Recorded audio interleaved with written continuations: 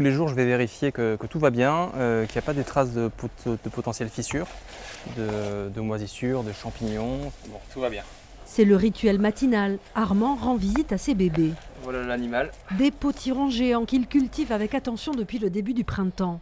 Des variétés impressionnantes qu'il veut présenter au concours national des légumes géants de La Roche-sur-Yon.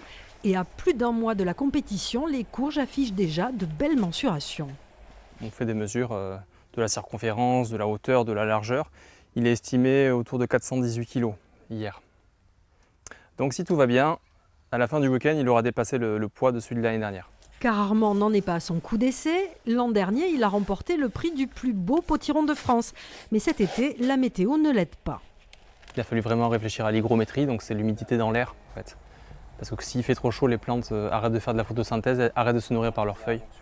Et donc c'est au détriment de la croissance des fruits. Et d'un point de vue plus général sur la culture, il a fallu qu'on fasse vraiment attention à faire baisser la température, et ça passe aussi par l'arrosage. Comment gérer l'eau, comment gérer la lumière, avec des ombrages comme on en a vu partout. C'est plein de petites réflexions. Des cucurbitacées géantes qui seront visibles du grand public à la cueillette de l'Aragnon à partir de septembre, avant de partir à La Roche-sur-Yon pour entrer en compétition avec les plus gros potirons de France.